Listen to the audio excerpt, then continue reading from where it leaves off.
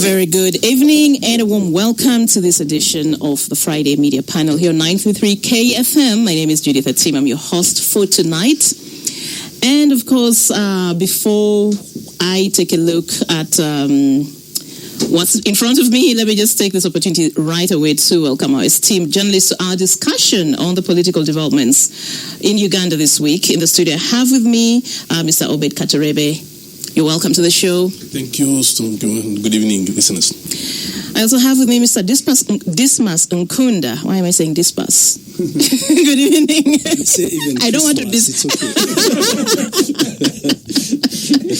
And last but not least, Mr. Jimmy Odoke Achelam. Good evening, Jimmy. Good evening. Welcome to the show. Yes. So, of course, we have a packed agenda, and but before I get straight to the context, let me just take a look at what we have here. The Saturday Monitor is already out, so go get yourself a copy.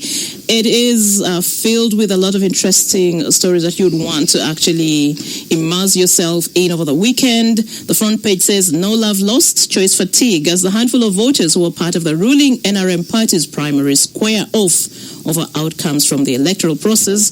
Concerns over the low voter turnout continue to be a monkey on the back. You can read that.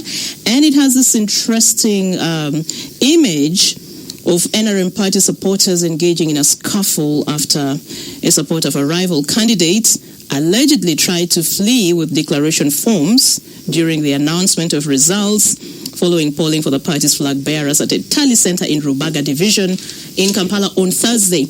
Also in the on page 2, the Daily Monitor says food prices stay high despite rich harvest. Why is that so? You could actually read more. And there's also something about breaking barriers with breakdance. You can just get yourself a copy and read more on these stories. Of course, some of them will shape our discussion this evening. For example, the NRM polls and, of course, President Museveni's condemnation. You know very well that the primaries for parliamentary LC5 and mayoral candidates just concluded, but they've been marred by significant irregularities, allegations of bribery, violence, result tampering, and this has left a bitter taste among a lot of party members. The president, who is also the party chairman, has openly acknowledged these irregularities in written letters. He has condemned them strongly. Of course, I would like to hear the views of my panelists on this. But also the other thing we shall be looking at is the National Unity Platform marking its 5-year anniversary this month. It is the leading opposition party currently, having been officially unveiled in July 2020.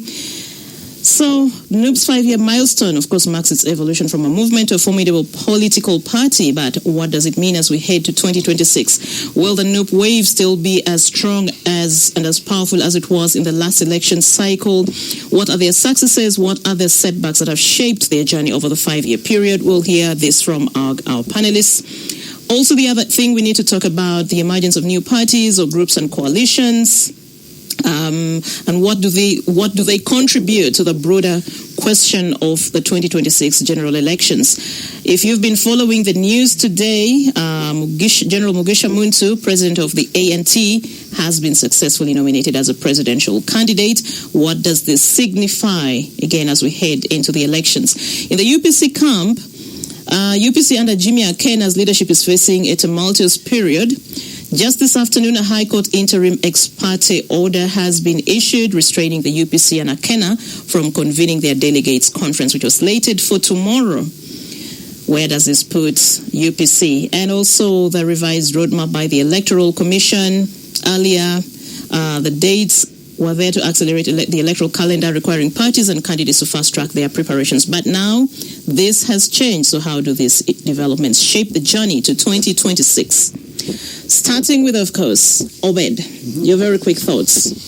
On what? So many of the things I've talked about. But I think we could start with the NRM primaries and the president's letters. How much merit and sway does it hold? The president says some people should be arrested. There should be sanity restored. But we've seen the president make similar comments time and again, but not much action is taken. Does it hold sway this time around, in your opinion? No, in my opinion, he has to. As a chairman of the party, and of course the president of the Republic of Uganda, an amount of election malpractice puts a big dent on the country, on the party, and on him as the president, as the chief executive of Uganda. You cannot have incidents like those we saw in Isingiro, in what people burning cars and whatever. Then these registrars who chose to run away with results just maybe because they were given some money, and then even if those were, let me call them isolated incidents, but still they put a big dent. So his words are real because like in his second letter he mentioned some have been arrested, and he was so strong saying internal security organization together with other security agencies are giving him information, and whoever was involved will be punished. So we might see some results being cancelled because it happened in the previous elections. I remember this man from Kirura, his home area, the current MP, is a beneficiary of a rerun of NRM parties after the previous victory by our current ambassador in Tanzania was cancelled. So we will of course see some results cancelled and maybe a rerun organized, depending on what the tribunal will recommend, or him because he's the biggest consumer of intelligence and whatever. But he has to punish some people for what also. He has to punish some people as a matter of fact. Dismas. Just similar to that, but when you look at all these irregularities that characterized NRM, and I'm not saying other parties are saints, but what does it do? Are you concerned that this could be a precursor for what's to come in 2026? But also, do you think the president's letter or letters actually can change much within his party in terms of building cohesion internally and strengthening internal democracy? One is that let's just look at the elections per se, particularly the ones for the candidates for NRM. Every single one who is strong and loses, the first person they appeal to is the president. It's not the tribunal, it's not the court of law, it's the president. If you look at Instagram, call it what? X, sorry. You look at X, all those ones who have lost, including people like Sechkuo, including people like individuals who have lost and they thought that they were strong, believing that there is some other hand that was involved in them losing those elections. The first person they appeal to is the president. Mr. President, come and help me. Mr. President, things are not working well in this place. They have cheated me. They have used the army. They have used all means of making sure that I lose. Now, that's one. Two is that we are aware, like Obed says, that there's already a tribunal which was set up for NRM. So, in other words, there was a hindsight of understanding and knowing that everything is not as bad things would happen. Are going to happen. Let's have this tribunal. It's headed by this lawyer, so the point is, did we expect the violence in NRM elections? Yes, it has been happening over a period of time. Its intensity hasn't been as felt much as this one, but the cracks have been happening much before. If you look at elections in different places where there is a large contestation, particularly which is a tight race between individuals. I come from Soro. I saw a race between Kabajeni and Akifeza. You know, the one who was NRM candidate, the one who became second, and then they contested, then the one who became second won the election. And you know, what that does to the different supporters is something that tells quite a lot about the fissures. Now, you're asking whether this is a precursor to what might happen in 2026. It is unprecedented. First of all, my brother here, Obed, knows NRM is a party that sprang out of NRA.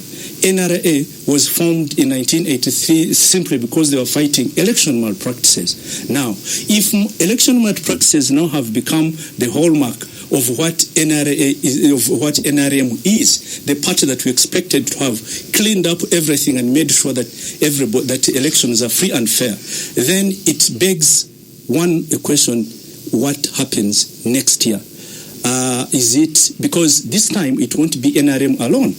It will be NRM against other political parties.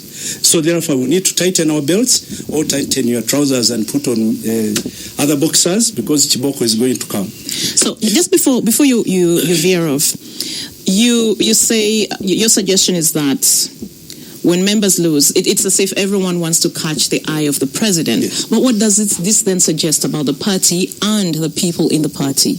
First of all, if you asked me, because most of them accuse even the chairperson of the Electoral Commission, Dr. Tango Doi. There is no election in which a person who thinks that has been cheated, they don't even hurl insults at Dr. Tango Doi. So they feel that the only person, the only individual, the only power place that can be able to give them that leverage of saying that maybe he can tell the tribunal to cancel the election and we do a revolt. Maybe there was use of military, like Rwemiyaga between Rwashande and Sechku were claiming that there was use of the army. So the point is, it shows that Museveni has the ultimate power over any outcome of any election within the ruling party NRM, and hence everybody tending to appeal to him when they are in trouble. So he's judge and jury. Yeah. Jimmy, your thoughts. Let me just start with your observations from yesterday, going back to the MP, the primaries for the MPs within the NRM. What stood out for you in all that drama and chaos and everything else? What is the one thing that just comes to your mind when you replay everything that happened over the last week or so? So a minister lost, and he came saying, things are really bad in our party. If Muze goes, things are going to be really terrible. So I found it strange. You first have to wait to lose an election to realize, to begin saying all these things. A former spokesperson of the Electoral Commission also lost. And he started complaining, not free and fair. So who is going to accept when they lose an election that, I actually lost? Yeah. Hands down. Mm-hmm. That's really strange. And also the mode of lining up, I think, is really archaic. If you are friends with two contestants, what do you do? And they look behind you. You get scared that who do I go for, because they're all your friends.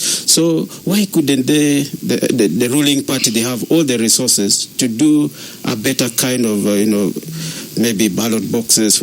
I don't know whether it's about time constraint and everything, but the election really was, maybe some people rightly complain, but also if you're a minister and you're beaten by some unknown person, that must you really complain? It shows that you've just been beaten. People don't like you. Meaning beating like slapping? I mean, you lose to a novice, someone who is not known. You say, for you even first try to convince the person that you step down. I'll make sure that you are employed. You are elevated somewhere, and the person insists, no, I'm not, and the person wins you. So do you have a right to complain that this is not free and fair?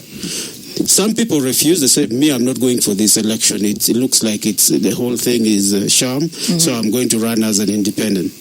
And then I've now read the Secretary General is saying that we are going to see some people, we might allow them to run as independents as long as they'll be leaning on the party. To NRM. So now if you say for some, then who will say no? It's on a case-by-case basis. Some will be allowed. So what does that mean for the party really? So also, we saw a lot of heavyweights losing and newcomers, just like you've said. But what does it suggest about the shifts within the party? Judith, there are people grow old. There are people who grow, and people can see that this person is no longer useful to represent me. And therefore... Except in Adjumani. Yeah, Adjumani, that's a separate case. I think it's not in Uganda. But the point is, people, over time, your delivery becomes your definition as to who you are. If you are not delivering, that's a judgment call they are making on you. And therefore, if there are other people who have the strength and the capacity to come and serve them, why not? So also, the one that really followed closely, the one in my home district, so someone they thought should have won did not win, and so they started, was this done from the tally center? Is this what we voted for this? So now there you see people taking photos, and then prematurely it brings you back to the story of the election in the 80s, where you start getting from some areas, and then when it comes, then you are beaten. Maybe had support from all other. So it's something that is we should really try to understand better. No, if I may come in where this man stopped, saying the February general elections will be terrible, people must tighten the belts, be beaten and whatever. I don't believe so. One, Tango Doi's election, of course, is not as facilitated as the Electoral Commission. Electoral Commission will carry out a biometric voting system. You have to come and you registered and your name is there and you tick and then you go home. The deployment for security and what is quite different. Even the resources. And Marquio, like I said last week, Tanga was even running an election that is bigger in size than the Electoral Commission. The Electoral Commission had 34,000 polling stations. Tanga had 72,000. Around. So, I don't expect any violence because this one, government prepares for it and there is a lot of preparation to have it. That's why people are preparing to go independent. They expect just election, lose or win, someone gets satisfied that, well, indeed I was beaten. But let's shift a little bit debate from... But sorry, before that, you say you don't expect any violence in the 2020 because it's going to be handled by the International Electoral Commission, which is more dependable. But EC handled Kawempe not too long ago, and we saw what happened. So how can you be so sure and so bold and optimistic that we are not going to see any kind of chaos or violence? No, but it's true. But everybody... Even people in the government regretted the Kawempe incident. That's why really most people refer to it. It was one of, and even ministers, we saw ministers really regretting what happened in Kawempe. But that aside, but again, the stakes of elections and this elective office has become so high that it has attracted indiscipline across board. So what happened? You saw what happened with DP in delegates conference in Barara? Mess, beating each other the same way you saw the people in Isingiro or Wemiaga or Kasambia because of the accrued benefits people get when they occupy some political offices in Uganda. So the stakes are so high in Uganda, and this is not, you can't attribute it to NRM alone. Parties across board, it's nasty. And I don't know, maybe going forward we need to rethink how the new laws that we can formulate as a country to tame people's appetite for these elective offices. Thank you. But James is telling me it's time for us to take a break. Let's take a break right now, and then we return and continue with this discussion on the highlights of the key events that have shaped this week, and of course what it means as we count down to the 2026 polls. Welcome back from the break. It's 22 minutes past 7 o'clock, and we are here on the Hot Seat special edition of the media panel, which is, of course, giving us their perspectives on the key events that have shaped this week, largely political events, and the context is we're heading into a general elections about 6 months from now. So we're trying to look at all these issues and how they actually shape this process. So I want us to now move a little off NRM. I know that we could actually spend 3 hours or more talking about the same thing.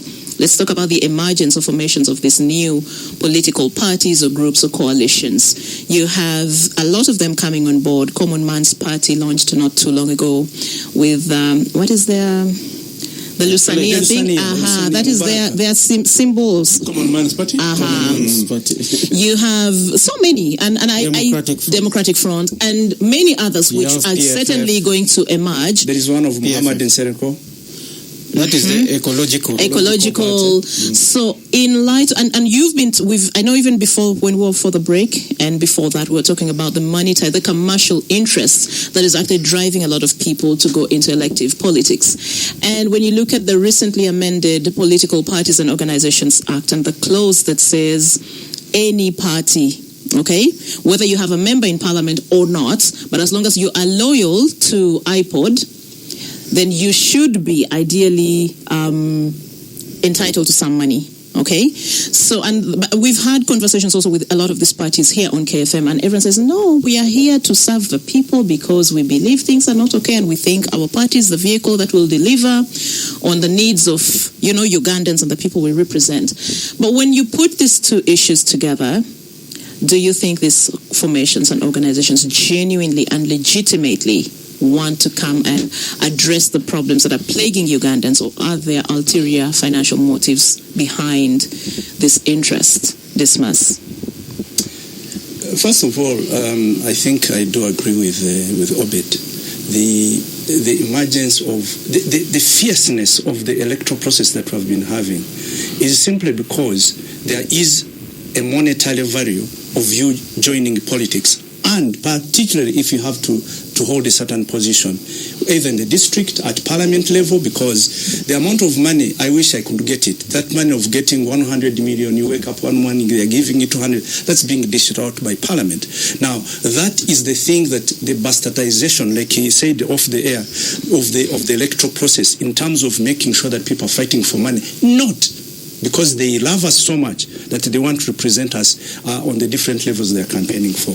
Now, the political parties under IPOD, each of the political party, that is, whether they don't have even half an MP in parliament, they are entitled to a certain amount of money, which they receive. And some of them, they receive quite a lot of money, about 7 billion shillings. Now, who in the hell? I had never even understood it until recently.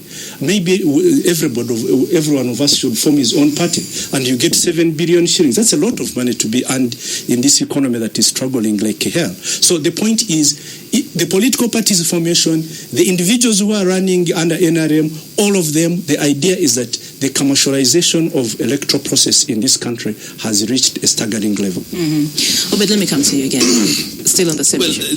That's one point this must is bringing on board. But we also need to look at maybe, is it because we're young in multi-party democracy? I mean, the way parties are falling apart. There was DP, it has now fallen apart. There's sections. There was NUP that looked strong. Midway, just simple disagreements led to the crack, and the former leader of opposition formed his own party. General Muntu Anti and the PFF are a result of FDC failing to resolve some basic differences, and then either some are chased or they are undermined, and then they can only maybe settle in their own parties. I can't understand why the opposition parties have failed to live in one united entity, because these other parties that have come are a result of falling off with the mainstream parties, opposition parties. But Obed, do you remember in 2000 and I think it was 2000, the last election, President Museveni said, and we quote, some of these political parties will be finished by the time we come for the next election, and we do believe in his determination to do it. Go ahead. But I mean, then if that, but in politics, that's what all players do. They wish to disorganize the opponents and probably keep at the helm for some time. But it is your responsibility also to know that we must fail somebody we are competing with to destroy us and leave us in tatters. It is their responsibility. Money. So still talking about money, Jimmy, let me come to you. And again, I'm also throwing this to any of you. This untamed greed for money, and that word that says, that section in the Act that says, provided a political organization or party is loyal. How is loyalty measured? And do you then think that these parties who want to be loyal so that they receive maybe the perks and so on from IPOD, will they be still sticking to their mandates and visions and missions, or they will now have to be loyal to basically do the bidding of the NRM, which still has the biggest number and the biggest vote and sway? Of course, some parties will be doing bidding for NRM. Those ones will be supported. So these new parties have to be understood. You have to look critically and understand how they're coming out. If For example, a party came out because of disagreement in ideology, how some things are going on, to start anew, because the NRM likes to entrench itself in these newer, you say we're doing a memorandum of understanding with this party, basically to have control over what they do.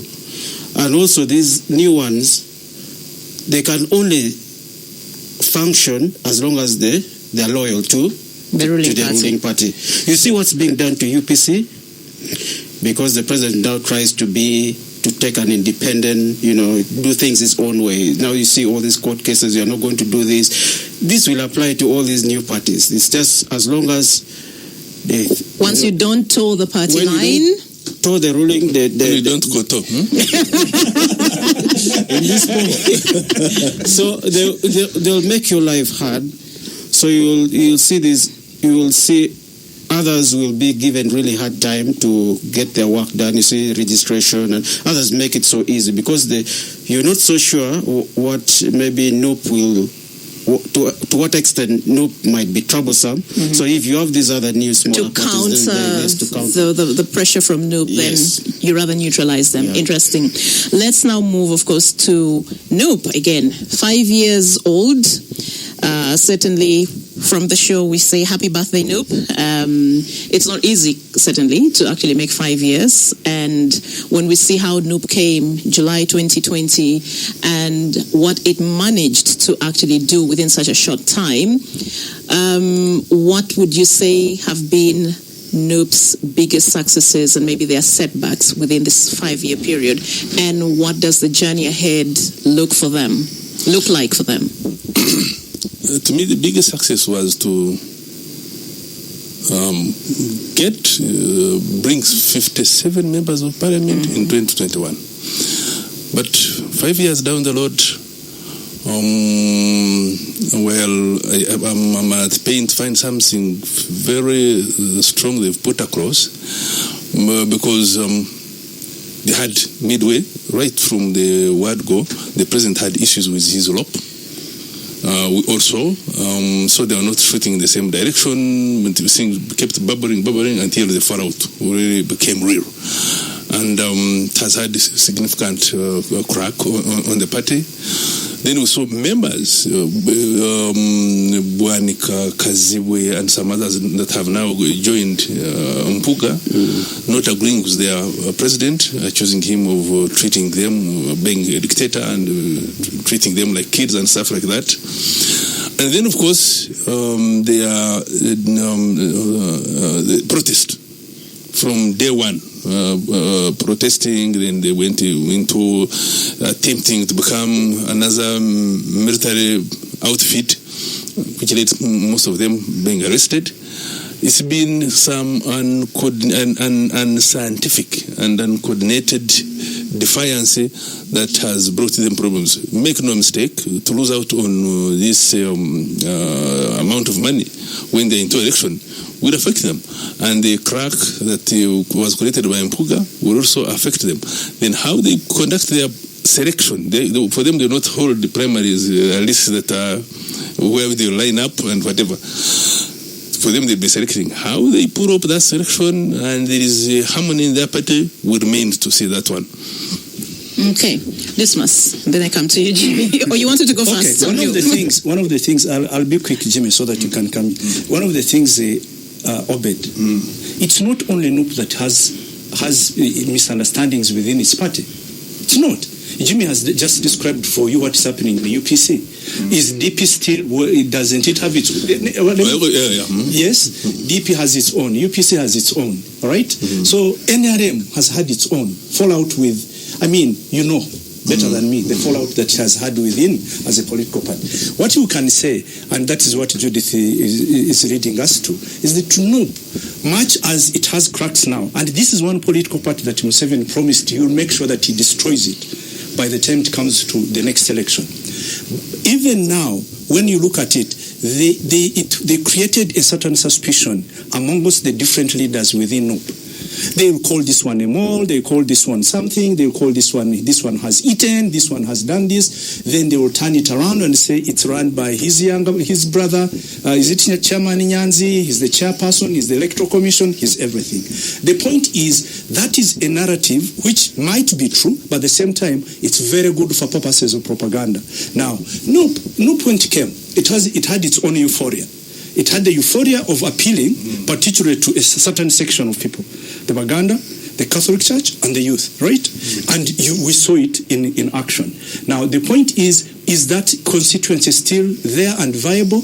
Do you think that, don't we think, and this is something that maybe when we come to campaigns next year, we'll be able to verify, and we'll come here on the show and we'll be able to share and say, maybe what we said today is what date, Judith? Today's 25th, yes. 25th of July. We'll come and say maybe what we said on 25th of July was premature, and maybe the things are different from what we thought. Thank you. Jimmy, over to you.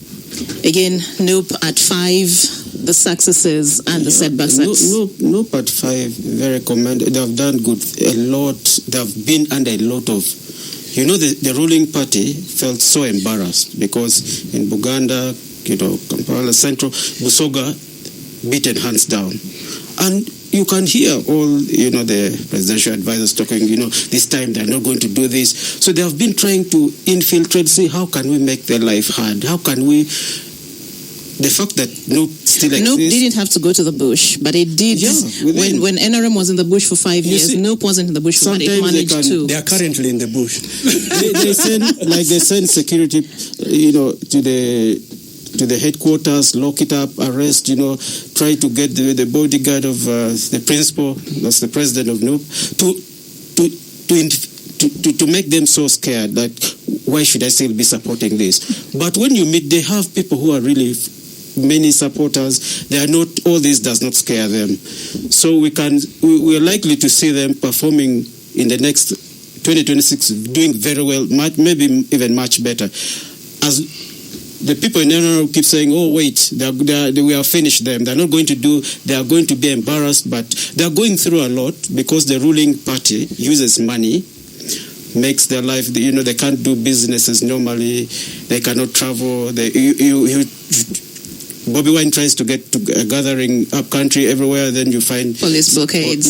So it's difficult. 5 years that they're still together like this. I mean, some of them they've had issues. They have been crossed. They're still together. Like a few have departed. Like the former leader of opposition starting his own party, Democratic Front, and some MPs. There are not so many, but the ruling party will want to amplify that to show that look. The party is falling apart. Thank you. James is telling me it's time for us to take a break. When we return, Obed, I'm coming to you still. When you were talking about the minuses, what you would consider a minus for NUP, you talked about, they were engaging in protests and so on. But this protest did not happen in a vacuum. There was certainly a reason for these protests that we saw and that we continue to see NUP putting up. Do you think they don't have any reason or justification to protest, given the context within which they find themselves? Just like Jimmy was saying, all these police blockades, the attacks on their offices and so on. Do you not see any justification for them to fight back? Welcome back. After the break, it's 7:39 p.m. and this is the Hot Seat special edition of the media panel discussing the key issues that have shaped the week, especially in our political arena. With me in the studio once again, I have Obed Katurebe, Dismas Nkunda, and Jimmy Odoki joining me for this discussion. So, Obed, over to you. I posed the question to you before the break. Well, you're talking about the protest, because earlier you had said, I had told you to rate for me the successes and the setbacks that NUP has undergone over the last 5 years. There's one thing, Judas. Buying from his predecessor, Bob Wine came with militancy. I think, basically also had militancy when he was the top dog of the opposition. I think Bobby Wine thought he can also toy that line. And to him, he had radicalized views, very militant in nature. I'm not saying they were carrying guns and whatever. Don't have that, but they were charged and dangerous. I'm telling you, without mincing words, at some point walking in some places of Kampala and you're putting on yellow was suicidal. There is a man, he's a simple herdsman. He was coming from Isingiro going to Chankwanzi. This one is a father-in-law to my relative. Just, this simple old herdsman in the New Tax Park with his chikofira for herdsmen. Just said, Babu, these are the people who have made this man stay with us for this long. They attacked him, they hit him in the head. And he had some other young man who managed to escape. So after some noise, police came and picked him. He was in Malago for 3 months, the old man. Just seeing the old man, he was transiting from Isingiro to Chankwanzi into his cows. But that's how dangerous it had become. So if we are talking, talking about... But that might not be no. Just no. I'm saying, largely, those are the pro Chagulanyi. We're talking about those who used to command Kiseka Market, New Tax Park, where that old man was hit.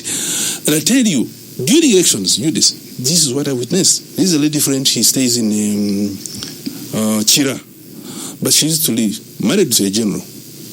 But she used to live in Kisasi for long, I think, when she was still a young girl, and that's why she registered from. She drives with her sisters to go and vote in Kisasi. They saw her and her sisters, the mob charged at her.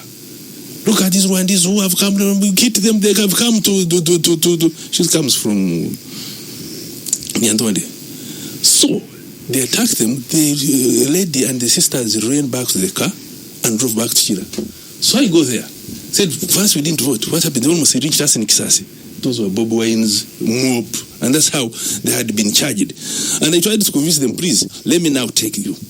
They said, no, the trauma we experienced, we can't go back. There are two lady and the sisters, and married, I'm telling you, do not vote. So that's how the mood of Chagulanyi came with. And so to build more of his popularity, he had to keep that momentum to show we can take them on.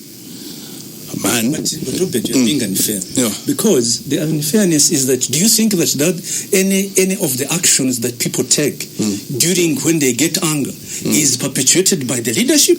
No. Are you saying that people who have been torching cars in Isingiro, who has been beating people and injuring people, slapping numbers, even in the NRM Primaries? Let me get back to let me answer you. If, say, you saw the president so pissed off, ordering the arrest of his own party people who orchestrated what you're saying, that's violence. But not a simple moment did we see Chagulanyi condemning stronger, including beating of journalists in a massacre.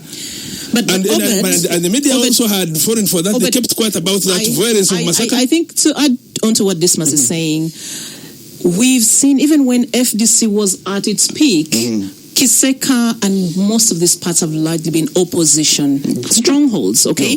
And the sentiments that you see being echoed during Chagulanyi's time are sentiments that were echoed during at the time when FDC was at its prime. So is it fair to actually reduce this to just an NUP issue? No, what I'm saying, largely, I don't think, I'm not saying those people were carrying NUP, but largely those were NUP How do you tell? Brigands. No, but I mean exactly. How do you tell that a person is a member of NUP?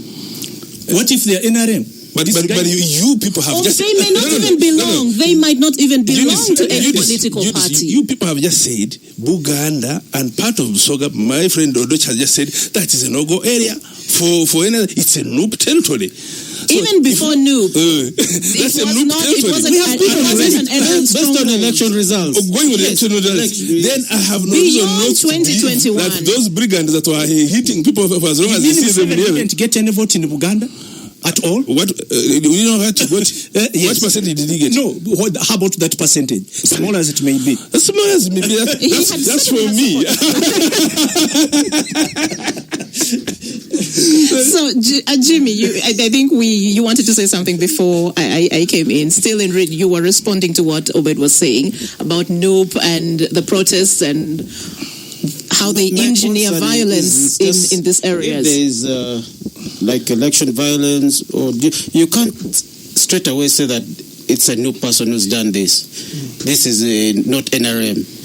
There could be even soldiers doing that, security people who are very violent. And so to straight away say that because NUP is so strong in Uganda or in this area, so then every violent act is by their supporters. I think it doesn't make You know, there's something funny, and that's the way we go wrong as journalists. When soldiers beat up journalists in Kororo, it was highly condemned.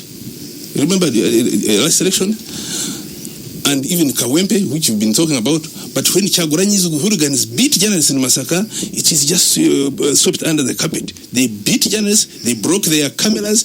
Even when the state arrested those people, we do not see saying, yes, this was wrong, they pay the price. We are quiet about it. If you condemn those who beat journalists in Kororo last election, those who beat journalists in Kawempe by-election, condemn the Chaguranyi's brigades that beat journalists in Masaka on a funeral. Of course, we don't condone it. But I want you to amplify it the way you amplify Kawempe and Kororo.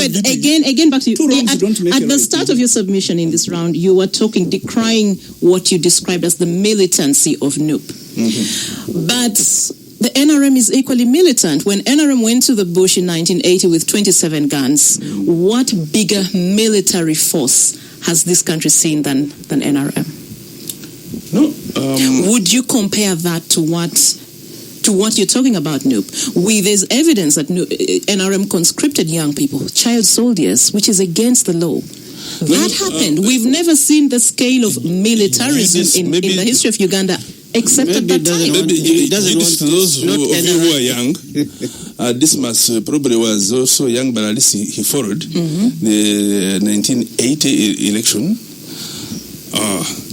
I think that one has never happened in the history of Uganda. I remember what the president recently talked about. He said Changamacho was a professor, was disqualified because he didn't have education. And what's that? Because he didn't have a what? Professor Changamacho Banda. But we just had one who has no certificate but has been... Who's this? He's got equivalence. At least I attended the military courses. But an election that can disqualify, but I'm told this is where in Uganda here, this must you can assist me, is also when they are turned and announced the winner, they just change the results and the names. That was 1980. No, 1980. So that's how bad the situation was. And it's the same thing happening in the NRM primaries. It's the same thing that happens in elections. No, that's what I'm saying. Let me correct you on NRM primaries. Nothing has changed, in other words. And by the way, like I said somewhere in another talk show in the morning, Tango Doy's recent primaries were a success. Let me tell you, an election like my friend Odochi says, that threw away 10 ministers. And you know the attrition rate from incumbents is touching 80%.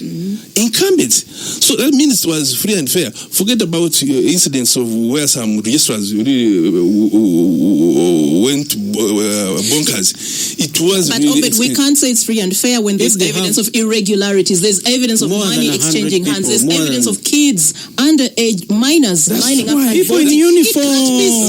You can't say it's free and fair. Doing what? Lining up. School children. Oh yes. That's why. So it can't be free and fair. That's why some ministers may lose some victory, and that's why they are narrowing some, and that's why there are points of concern. But an election that saw ministers with their monies, you're talking about monies. They had monies, they had soldiers, but still they lost. Attrition rate it's close to 80%. Yes. Okay, it's 80%. But I'm told in Western Nile only 3 returned. Even the whole of Western Nile. They shouldn't have come back. James is telling me, I think it's time for us to take a break. Then we come back and wind this up. Welcome back. It is 9 minutes to 8 o'clock, and we're still here with the media panel of experts discussing the key events of the week, especially how they are shaping our political landscape as we count down to 2026. So, gentlemen, let's get back to this. Obed, again, when you were making your submission, I was asking myself, is this just a NUP issue? Or is this a bigger issue that affects our country that we need to reflect on and probably have another conversation?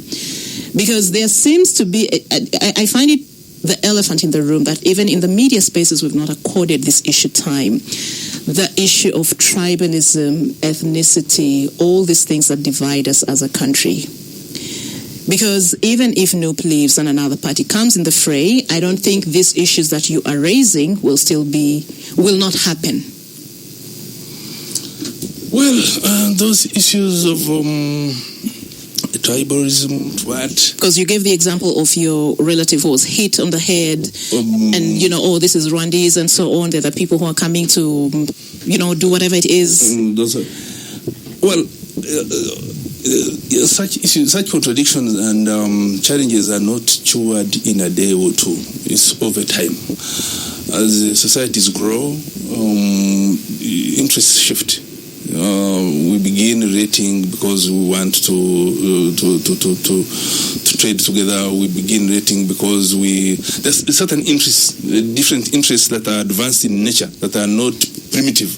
I think this one will go as the society grows, as people shift their interests and whatever.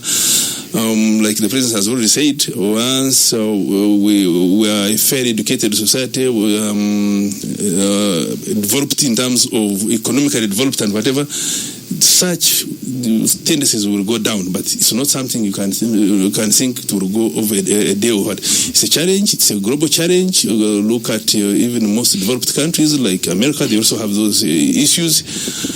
In Africa, they are still bad. We're still bad because we're underdeveloped.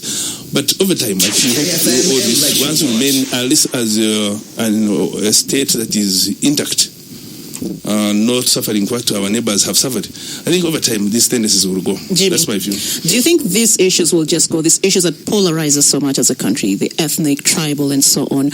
Or do you think there is need to have at least some kind of national consciousness that these are the issues that actually plague us, and how do we address them and move forward? Yeah, it's a bigger issue than Obed says.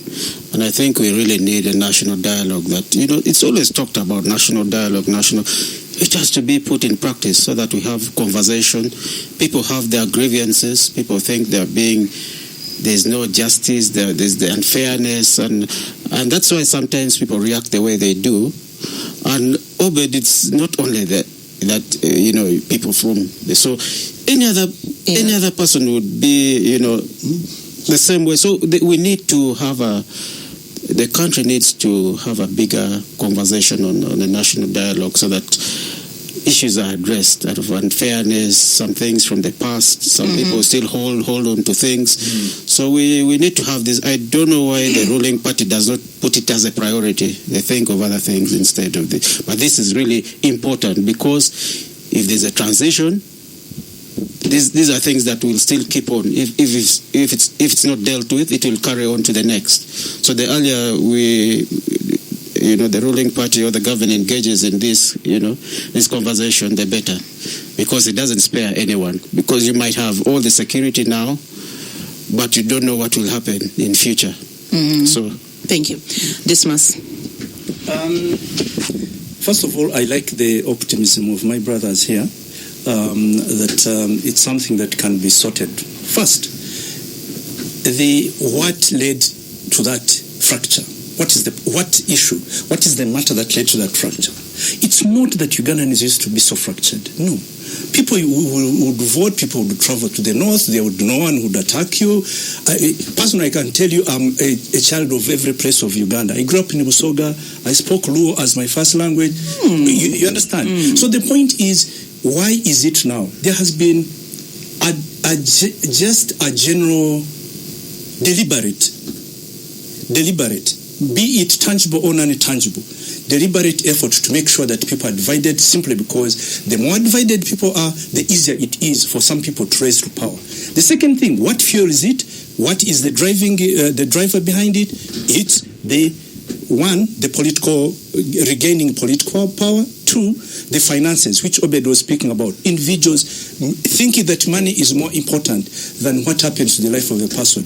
As long as those two elements of understanding that even Jimmy Audoki can become the president of Uganda, that it necessarily doesn't have to be Dismas Nkunda from Tsoro. The moment that is still stuck in some people's mind, we are wasting our time thinking of even national dialogue, Jimmy. It won't sort anything out. So at what point, where did the rain start beating us? Because you bring that out. Like previously, we were not as fractured. So at what point did we go wrong? I think partly it's the development of the political processes that we have currently. First of all, ever since we can't blame the development of different political parties with a background, either Christian background, either religion, or the region from which they get the majority of support. Because you sit and say, NUP is Uganda and Catholics. DP is Catholics and the greater much of Uganda. UPC, you apportion everything that you want. How about NRM? NRM's role is Obed.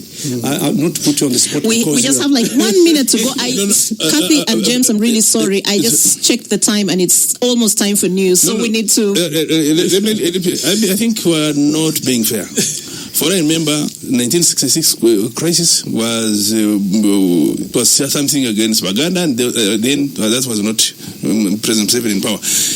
When Amin was butchering their language and whatever, that was not Museveni in power. When the Rutwa coup that removed the Chori, it was a tribal contest, that was not Museveni in power. 40 years. We will. We need, okay, everyone just say goodbye now. Everyone just say goodbye. Thank you very much. Dismas, Obed, and Jimmy. We'll carry this on another time. Thank you, James. Thank you, Kathy. It's time for us to say bye, and it's time for news. Kathy is on, is standing by to give you the latest. Thank you very much.